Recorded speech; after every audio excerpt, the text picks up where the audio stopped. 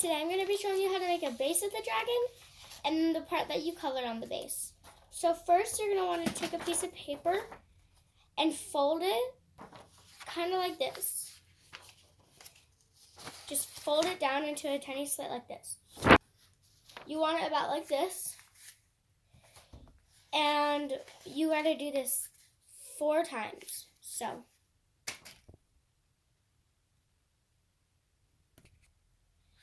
now that you have all 4 of them, you should have 2 that are big and 2 that are smaller. So now what you're going to want to do is, this part's kind of tricky, but you got to tape it like around, like this kind of, so your 4 fingers can, so like 4 of your fingers can fit. And then you do the same with the bottom, and make sure that the bottom one is shorter than the top one. So make sure it's not the same size, but make sure the bottom one, the smaller one, is a tiny bit shorter. I'll show you what I mean. But just tape it like this. So look, guys, it's a tiny bit hard to do it because when you tape it, it's just gonna like go together like this. So what you can do is, because you gotta kind of cut this to make it smaller, right? You could take that thing and try and like tape it once and put it up there so it will stay, and it's kind of like chopsticks, but not really. But it will help it to stay in like a certain place. You may have to trim it for it to fit, but then you just like keep wrapping it. And then because you made 2 of these, you should have 2 of them. So you can use one for the big one and the small one. So,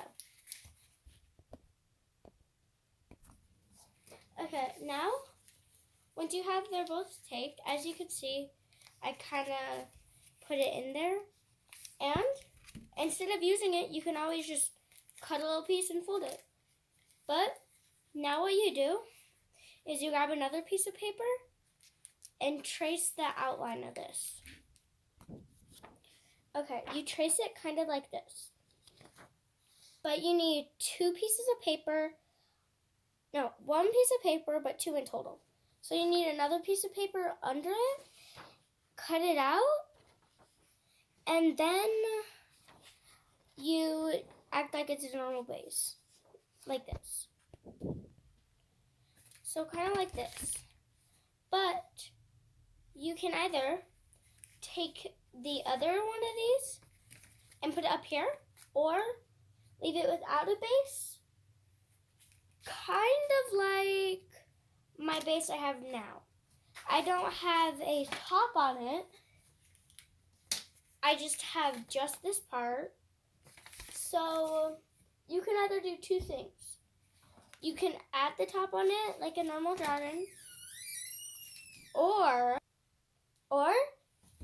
you can, like this, add a top, but you can add a top like some other dragons, because most of my dragons do have a top, but some of them don't. Like this dragon, it's just like you can either add the top and bottom, or you can have no top and bottom like the one. I think I'm going to have a top though. But once you are done with putting these 2 parts on, you should tape the sides, because it's kind of like all flappy and it could break any moment. So if you put tape on the side and a tiny bit maybe like around the middle and like about right here, then it's not going to break. Then you do the same with the bottom.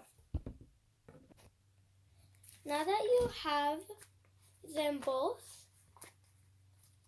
I decided not to add the bottom, but once you have it, you can add loops for your hands to go in if it's too small. If it's too like small, so it's easier to move it. But now, then you tape this.